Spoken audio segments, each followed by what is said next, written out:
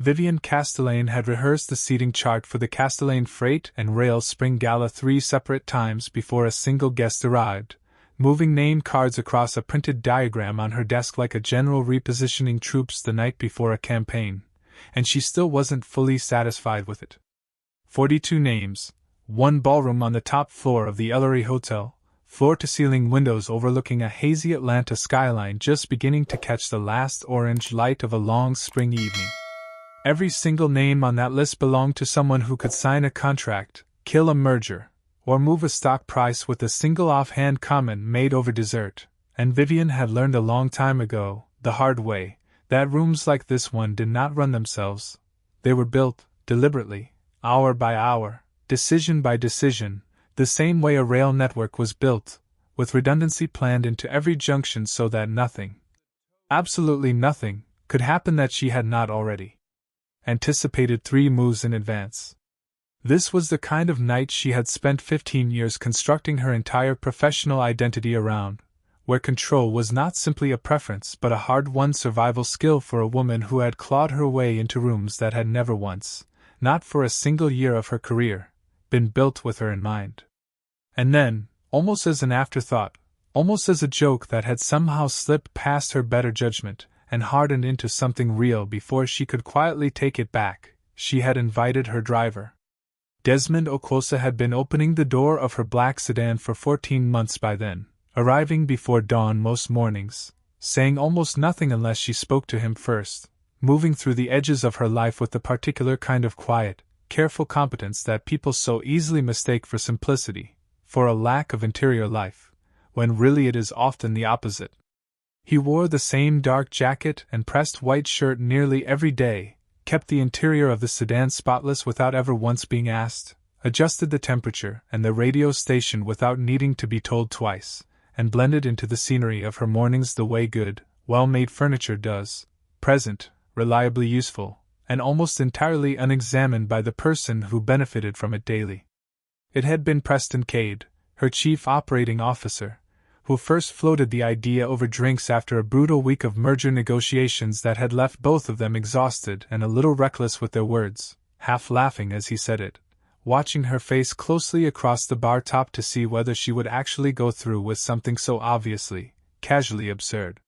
She had hesitated for a long moment, long enough that Preston had already moved on to another subject entirely, already forgotten his own suggestion, and then, later that same night, she had walked out to the curb where Desmond was waiting with the engine idling, leaned into the open window, and told him, almost before she had finished deciding it herself, to be at the Ellery Saturday night, dressed for dinner. No further explanation offered. She expected awkwardness, plain and simple. She expected the particular, practiced smile of a man who understands he does not belong in a room and is working hard not to let anyone around him notice that he's noticed it himself. She expected to spend some quiet portion of her evening gently managing an uncomfortable situation entirely of her own making, perhaps a brief introduction to a board member as a kind gesture, watching him nurse a single drink alone near the windows, feeling generous and a little pleased with herself for the small charity of it, the story she might tell later about the kindness she'd extended without anyone asking her to. What she did not expect, what she genuinely could not have prepared for no matter how many times she'd rehearsed that seating chart at her desk, was for the ballroom's heavy double doors to swing open at 7:15 sharp and for the entire pitch of the room to shift half a register all at once, the particular way a room does when something enters it that nobody inside was braced for, every conversation faltering mid-sentence, every head turning almost in unison, and for the man walking toward her table with slow, unhurried, deliberate steps to be someone she had to look at once, twice, 3 full times before her mind would finally agree to believe it was actually him standing there. If you're new to this channel, welcome. We tell stories here about the people who spend years quietly being underestimated, overlooked, and dismissed, and about what finally happens on the night the world is forced, all at once, to look twice and truly see them for who they've been the entire time. If a story like that means something to you, something personal, go ahead and hit that subscribe button right now before you get pulled any further into this one, because we promise you, it is absolutely worth staying for, all the way to the very end. And while you're here settling in, Drop a comment down below and tell us honestly where in the world you're watching from tonight. We read every single one of them, every time, and it genuinely means something to know just how far these stories manage to travel, city to city, country to country, one screen at a time. This particular story is about a man who spent years quietly letting the people around him believe exactly what they wanted to believe about him, because correcting them had simply never once felt worth the cost, and about what happened on the one night he finally, deliberately, stopped making that choice for good. 6 full weeks before any of that unfolded, none of it had been set into motion yet, and Desmond's life still moved along the same careful, unremarkable, deeply intentional rhythm it had followed for years. His mornings began at 5:40, in a small, warm kitchen inside a modest brick house in southwest Atlanta, where he packed a lunch each day for an 8-year-old girl who insisted, with the total unshakable conviction only a child can summon, that her sandwiches be cut diagonally and never, under any circumstances whatsoever, cut straight across the middle like some kind of savage.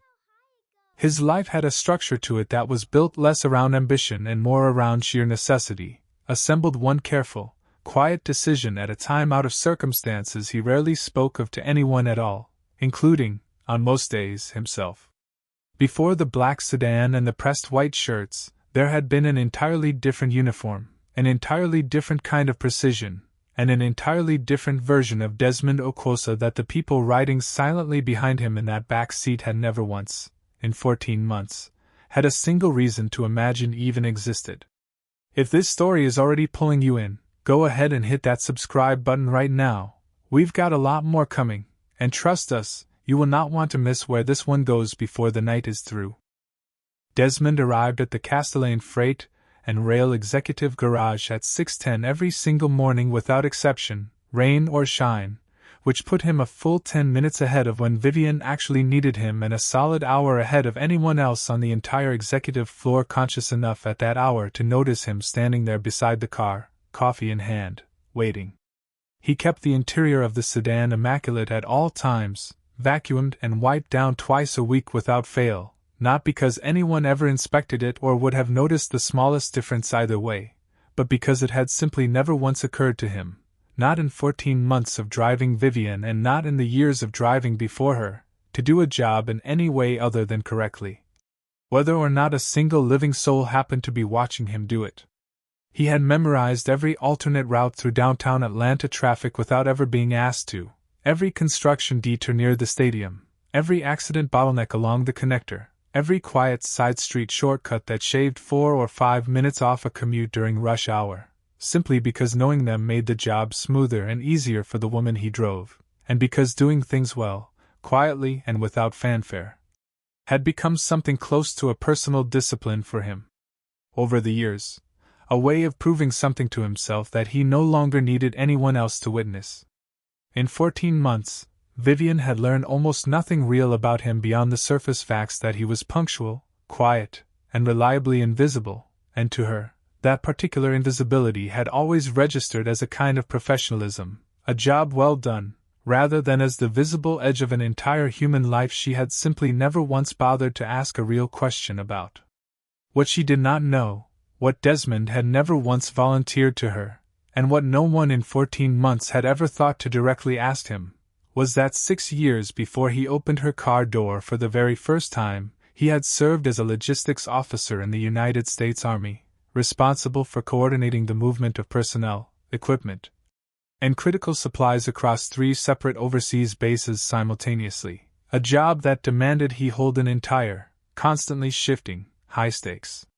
supply chain in his head at once and never once, under any pressure, let a single thread of it drop unattended. He had been good at it.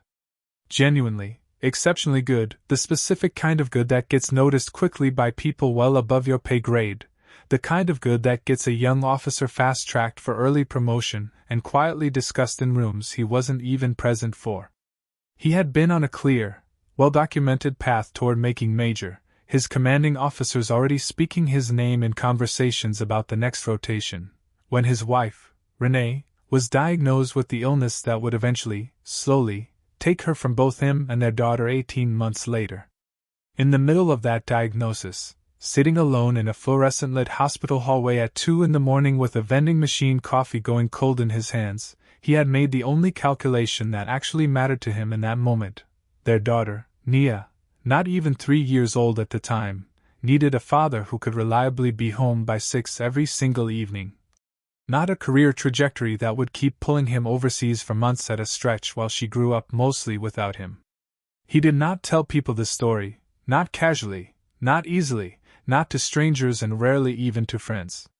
Not because he carried any shame at all about the choice itself. He had never once, not for a single day since, regretted putting his daughter's stability ahead of his own advancement, but because he had learned, early on and rather painfully, exactly what tended to happen when a black man standing beside a parked car in a plain driver's uniform casually mentioned the words, "logistics officer," to someone who had already,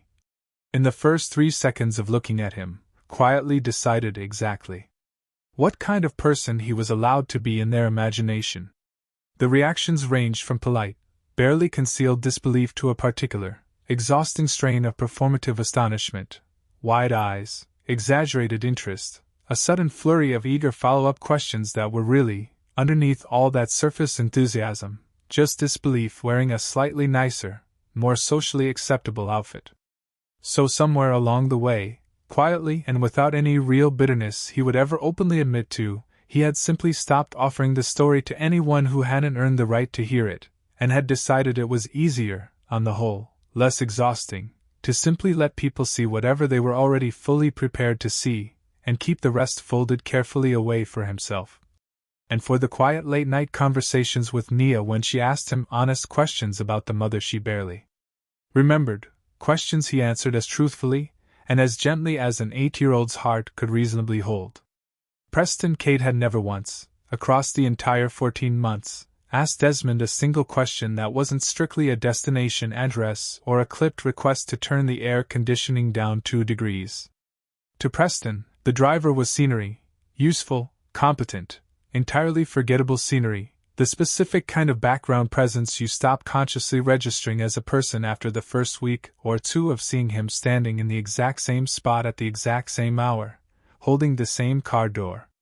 It was Preston, in fact, who had first floated the gala idea out loud, tossing it casually into the air at the tail end of a long, wine-soaked Thursday evening, in that particular offhand way men like him tend to toss out things that aren't quite cruel enough on their own to be called outright cruelty, not directly, not in a way you could ever pin down or object to cleanly. Bring the driver, Viv.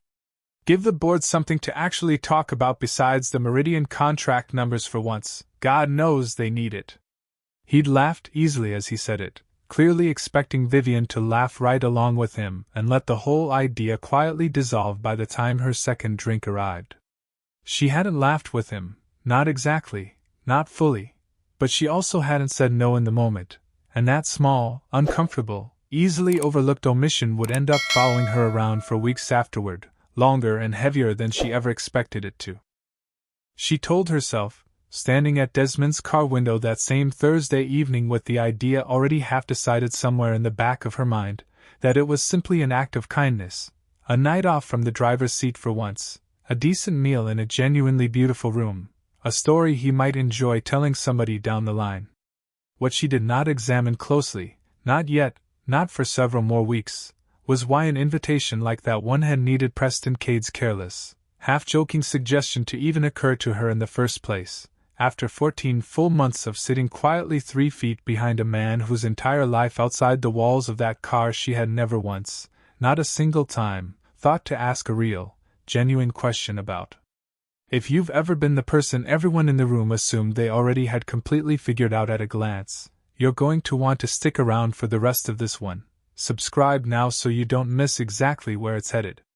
The week before the gala, Nia came home from school with a science fair assignment folded up small inside her backpack and a particular expression on her face that told Desmond, before she'd even opened her mouth to say a single word about it, that she had already privately, firmly decided the entire project was destined to be a catastrophe of her own making. The assignment called for a working model demonstrating any simple machine of the student's choosing, and Nia, with the total, unshakable confidence that only an 8-year-old can genuinely summon, had decided, without consulting her father, her teacher, or anyone else on planet Earth. That she was going to construct a functioning pulley system capable of lifting her entire backpack clean off the kitchen floor using nothing but a spool of ordinary kitchen string and 2 of the good silver serving spoons from the drawers she was absolutely not supposed to touch without permission. Desmond sat with her at the kitchen table for 3 straight nights, resisting the very strong, very real temptation to simply fix the whole contraption for her, and instead asking the kind of quiet, patient, open-ended questions that let a person find their own honest way toward an answer, the exact same technique he had once used, years earlier. To walk young enlisted soldiers carefully through a complicated logistics problem without ever once picking up the whiteboard marker himself and doing the thinking for them. It was during one of those long evenings, kitchen string looped twice around the neck of a badly mangled serving spoon and Nia frowning in fierce, focused concentration over a diagram that only she fully understood the internal logic of, that his phone buzzed once on the counter with a calendar reminder he'd nearly, almost mercifully, forgotten was real. Gala, Ellery Hotel, Saturday, 7 p.m. He looked up slowly from the table, glanced around the small, warm, cluttered kitchen, dish towels still slung over one shoulder from washing up after dinner, his daughter's careful diagram spread across half the table, the low hum of the refrigerator in the background, and felt something close to genuine dread settle heavily into his chest, not because he didn't want to attend, not exactly, but because he understood with total uncomfortable clarity precisely what kind of room he was about to be asked to walk into on Saturday night, and precisely what kind of quiet entertainment the people already inside that room were expecting him, without ever saying so out loud, to provide for them. He called his younger sister, Dara, who lived 20 minutes away in East Point and had never once, not a single time since Renee passed away, complained about a last-minute Saturday night favor asked of her. She agreed immediately, without hesitation, to keep Nia for the evening, no real questions asked at first, and then, just as he was about to say goodbye and hang up the phone, she asked the one exact question he'd been quietly, carefully avoiding all week without ever fully admitting that to himself. You going as yourself this time, Des, or you going as whatever they already think you are before you even walk in the door? He didn't answer her right away. He had spent 6 long years now folding himself smaller, quieter, more carefully agreeable than his actual life had ever strictly required him to be, and that particular folding had kept the bills reliably paid and Nia consistently fed and the sharp, jagged edges of missing Renee held at a manageable, survivable distance most days. But something about the specific, second-hand way Preston Cade's careless little joke of an invitation had finally reached him, filtered through Vivienne's car window like some rumor circulating about his own life that nobody had bothered to consult him on first, had lodged itself somewhere deep in his chest that he genuinely could not shake loose, no matter how many times he tried to talk himself out of caring. Vivienne, for her part, spent that entire week telling herself, over and over, quietly and repeatedly, that the invitation had been a genuine act of generosity, a small, thoughtful kindness extended to someone who plainly deserved a nice evening out for once. She mentioned it once, almost entirely offhandedly, to her assistant Farah while the two of them were reviewing the final guest list together, and Farah's expression in response, carefully, deliberately neutral, held a half-second too long before smoothing itself back into practiced professionalism, told Vivienne considerably more, in that brief silence, than any of the words that came after it. You didn't think to actually ask him what he'd want to wear? Farah said gently, not unkindly, setting down her pen. Or where he'd want to sit, or whether he'd even want to come to something like this at all. Vivienne found, to her own quiet and growing discomfort, that she had absolutely no ready answer for that. In 14 months she had personally renegotiated 3 major company contracts from the back seat of that sedan without once turning around to ask the man driving her a single genuine question about his own life, his own history, his own daughter waiting for him at home, and until that exact, uncomfortable moment, standing in her office with Farah's careful, patient eyes fixed on her, it had never once, not for a single second, struck her as strange. By Friday evening, Desmond had finally, quietly made his decision, without formally announcing it to a single soul but himself. He drove, Once Nia was safely settled at Dara's house for the night with her overnight bag and a small stack of homework, to a small, unassuming tailor's shop on Auburn Avenue that he hadn't set foot inside since his own wedding day nearly a decade earlier, and he stood in front of the fitting room mirror for a long, silent, deliberate moment, studying his own reflection carefully, before he finally said a single word to the elderly tailor waiting patiently behind him with a tape measure already looped around his neck. "We're getting close to the moment now. If you want to see exactly how this one lands, make absolutely sure that subscribe button is already pressed before we continue, and drop a comment telling us where you're watching from tonight." Saturday evening, Desmond dressed with a level of precision that had absolutely nothing to do with simple vanity, and everything, entirely, to do with a decision he had finally, fully allowed himself to make after days of quietly turning it over in his mind. He chose a charcoal suit, tailored close through the shoulders and the waist exactly the way the old tailor had recommended, nothing flashy or attention-seeking about the cut or the fabric, the specific, understated kind of quiet confidence that only reads clearly to a room once you already, genuinely know how to carry it without performing it. He fastened his late father's old wristwatch carefully onto his left wrist, the one with the cracked, worn leather band he had never once bothered replacing over the years, because replacing it had always felt uncomfortably, unbearably close to erasing something about his father he wasn't remotely ready to let go of. He stood in front of the bedroom mirror for a long, quiet moment before he finally picked up his keys and left the apartment, and for the first time in longer than he could genuinely remember, he recognized, without a shred of hesitation or self-doubt, the exact man looking directly back at him. He drove himself downtown alone, deliberately choosing to park 2 full blocks away from the Ellery rather than pull up to the valet stand out front, and walk the rest of the way through the thick, humid Atlanta evening on foot, using the short walk to settle fully into the decision he had already made days earlier. At the hotel entrance, the host checked his name carefully against a printed guest list clipped to a leather folder, paused for a fraction of a second longer than was strictly necessary, glanced up at him once with an unreadable expression, and then opened the heavy door without another word exchanged between them. Inside, the ballroom was exactly as controlled and meticulously curated as Vivienne had spent weeks carefully building it to be, a string quartet tucked discreetly into the far corner, uniformed servers moving through the crowd in practiced, near-silent formation. All 41 other guests already several drinks deep into the particular social performance that a room full of powerful strangers reliably puts on for one another at events exactly like this one.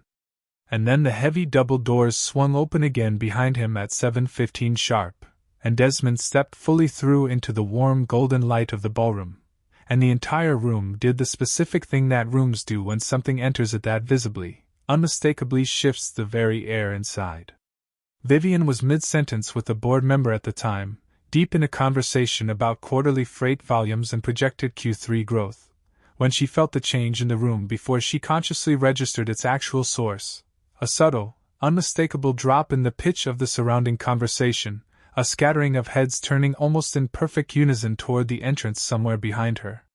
She turned as well, out of pure reflex, expecting at most to find some minor social disruption she'd need to quietly, efficiently manage before it had a chance to grow into a story people would still be repeating come Monday morning.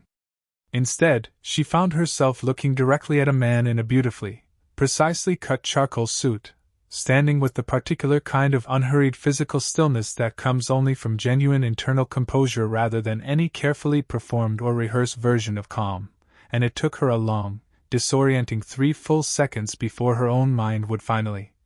fully agree to accept that the man standing quietly in that doorway was, in fact, her driver. Preston Cade, predictably and almost immediately, recovered his footing first, reaching instinctively for exactly the kind of joke men like him always reach for the moment a room's familiar, expected shape has been disturbed and clearly needs putting firmly back into its place. "Didn't recognize you without the cap on, Desmond," he called out across the room, deliberately pitched loud enough for the nearby tables to hear every word clearly, obviously expecting the easy, comfortable laugh that would restore the evening's familiar social order in an instant. Desmond turned to face him fully and calmly, unhurried, and let the silence stretch out just one beat longer than was strictly comfortable before he finally answered. "I never once wore a cap, Preston," he said, his voice level and entirely without heat. "You just never once actually looked at my face." The silence that followed wasn't the ordinary, garden-variety awkward kind of silence. It was the specific, heavy, quietly recalibrating silence of an entire room deciding, all at once and without a single word spoken, exactly who deserved its full attention for the rest of the evening. Vivienne crossed the ballroom floor before she had even fully, consciously decided to move, drawn forward by something inside her she couldn't yet fully name or explain. "Mr. Okwuosa," she said, extending her hand toward him formally, as though meeting him for the very first time in her life, which, in every single way that genuinely mattered, she understood clearly in that exact instant that she truly was. "Thank you for coming tonight." He took her offered hand, his grip steady, warm, and entirely unhurried, and something quiet in the set of his expression told her clearly that he understood precisely what she was attempting to do in that moment, standing in front of everyone, and that he was willing, cautiously and without any illusions, to let her try. This is the part of the story people come back and rewatch over and over again. If it's genuinely hitting for you too, hit that subscribe button right now, and share this one with somebody in your life who needs to see it today.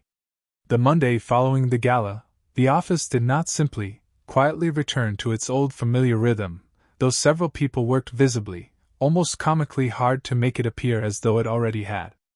Farah found herself walking past the executive garage twice that single morning on entirely manufactured, unnecessary errands, curious in a way she hadn't fully admitted to herself yet, glancing sideways each time as though she might catch some visible sign of what had shifted. Preston avoided the main elevator bank near the lobby entirely for 3 consecutive days straight, choosing the concrete stairwell instead each morning rather than risk running into the one man he had tried, publicly and confidently, to humiliate in front of 40 other guests on Saturday night, and had instead succeeded only in thoroughly humiliating himself in front of every single one of them. Vivienne noticed all of it quietly unfolding around her, every avoided elevator, every whispered lobby conversation that abruptly stopped the moment she walked past, and said absolutely nothing out loud about any of it, choosing instead to do the one single thing that actually mattered more than any amount of office gossip ever could. She asked Farah, privately and directly, to pull Desmond's original personnel file, the one containing 6 full years of prior work history she had never once, in 14 entire months, thought to actually open and read. What she found inside that file stopped her cold at her own desk, her morning coffee going slowly untouched beside her keyboard as she read. A logistics officer, honorably discharged after years of exemplary service, formally decorated for his central role in coordinating an extraordinarily complex multi-base personnel transfer that had, according to the file's own dry, understated military language, saved the entire operation an estimated 11 full weeks of costly, potentially dangerous delay.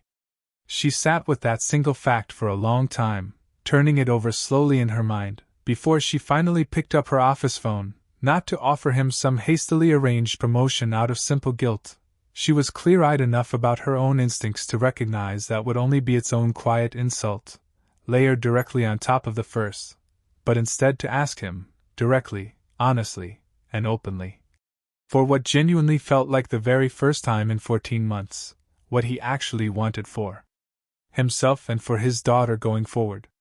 She found him waiting in the executive garage before the official start of his shift the very next morning, and instead of climbing into her usual place in the back seat as she had every single day for over a year, she walked around and opened the front passenger door herself, and got in beside him. He glanced over at her, one eyebrow raised slightly in mild surprise, but said nothing at first, simply waiting patiently for her to speak. "I read your file," she said finally, watching the early morning light shift slowly across the concrete pillars visible through the windshield. "I should have asked years ago, honestly, and I know that. I'm asking now. What do you actually want, Desmond? Not what you're willing to quietly settle for just to keep things stable and predictable. What you actually want, if you genuinely could have it." He was quiet for a long moment, turning her question over carefully in his mind the exact way he used to turn over an unfamiliar traffic pattern years earlier, searching patiently for the honest way through it rather than reaching for the easiest possible answer. "I want a schedule that lets me be home for my daughter by 6 o'clock every single evening, without exception," he said at last, his voice steady and entirely unhesitant. "That part doesn't change, no matter what else around it does. But I won't pretend I'd mind putting the rest of what I actually know to some real use again, after all this time." Vivienne created an entirely new position within the company that hadn't existed in any organizational chart before that single conversation in the garage. Director of Logistics Operations, reporting directly to her personally, hours deliberately, explicitly built around school pickup and drop-off and the specific, non-negotiable daily rhythm of raising a child completely on his own without a partner to share the load. Preston objected exactly once, loudly and at length, in a closed-door executive meeting the following week, arguing at length about precedent and formal qualifications and proper process, and was met, in return, by a silence from Vivienne so complete, so total, and so unyielding that he never once raised the subject again in her presence for the rest of his time at the company. Desmond accepted the new position entirely on his own carefully negotiated terms, and within 2 full months had already quietly restructured an underperforming shipping route in a way that saved the company more in real dollars over a single quarter than Preston's entire division had managed to generate across the whole previous fiscal year combined. Nia, for her own part, found the entire dramatic turn of events mostly interesting for one very specific reason. It meant her father now had an actual office with the door that fully closed, which she informed him solemnly one evening, arms crossed tightly over her chest in serious 8-year-old fashion, was very fancy. Before immediately, without missing a beat, asking whether she could still ride in the black sedan sometimes anyway, just for fun, because she genuinely, honestly liked the particular way the leather seats felt against the backs of her legs on long evening drives home. We tell stories exactly like this one every single week here on this channel. Quiet, hard-working people finally being seen for exactly who they really are. Subscribe now so you don't miss the very next one, and tell us honestly down in the comments, have you ever been underestimated the way Desmond was in this story? 3 full months after the night of the gala, Vivienne finally asked Desmond to dinner, not a work dinner this time, and not another gala with a carefully rehearsed seating chart and 42 names printed neatly on a list, but simply the two of them alone, at a small, entirely unremarkable restaurant near Piedmont Park that neither of them had a single professional reason in the world to be seen at together. He said yes almost before he'd fully thought the decision through in his own head, and then spent considerably longer than he would ever willingly admit out loud standing in front of his bedroom mirror picking out a shirt, the exact same mirror where he had once, months earlier, quietly made the decision to finally stop making himself smaller for the comfort of other people around him. Nia asked him directly, point-blank, over breakfast that particular morning, whether it was a date. He told her, with as much practiced composure as he could reasonably manage while pouring her cereal, that it was simply dinner with a friend from work, nothing more than that. She gave him the exact particular look that 8-year-olds seem to reserve specifically for adults who are obviously, transparently lying to themselves and clearly know it, before returning her full and complete attention to her cereal bowl, entirely satisfied that she had made her point more than clearly enough without needing to press the matter any further that morning. At the restaurant, Vivienne was already seated at a small corner table when he arrived, and she stood up the moment she saw him crossing the room toward her, a small, entirely unplanned gesture that meant considerably more precisely because of its total lack of calculation, its complete absence of performance for anyone watching. They talked first, easily, about work, and then, gradually and naturally, about everything that wasn't work at all, the conversation moving back and forth between the two of them in the particular, comfortable way it does only when two people are no longer performing carefully constructed roles for each other's benefit, but simply, genuinely occupying the same table, the same evening, and finding that more than enough. At some point, well into their second course, she set down her fork and said quietly, almost to herself, "I've been thinking a lot about how long I sat back there, 3 feet behind you, without once asking who was actually driving." He didn't rush to answer her right away, taking his time with it the way he took his time with everything that actually mattered. "That's a long project to take on properly," he said finally, meeting her eyes across the table. "I know," she said simply, holding his gaze without looking away. "I've already started it." Desmond did not become some fundamentally different person that single night at the gala, or in any of the many months that followed it, and he understood that clearly and without illusion even as everything around him continued, gradually, to shift and settle into a new shape.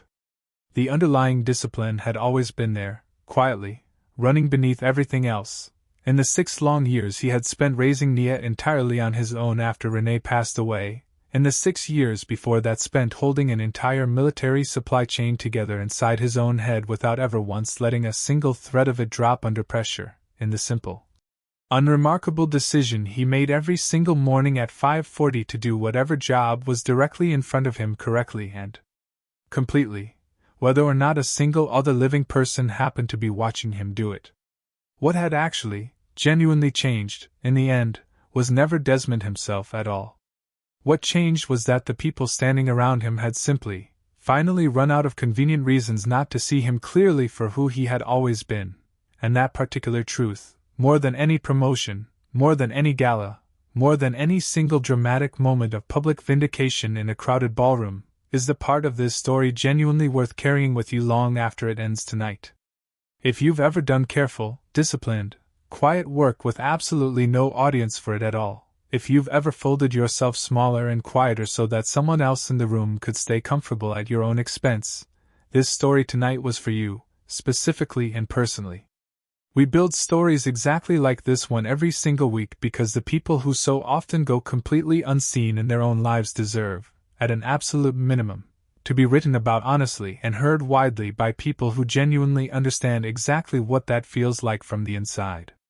So go ahead and subscribe right now if this particular story meant something real to you tonight. Share it directly with somebody in your own life who genuinely needs to hear it today, and tell us honestly down in the comments exactly where in the world you're watching from. We'll see you in the very next one.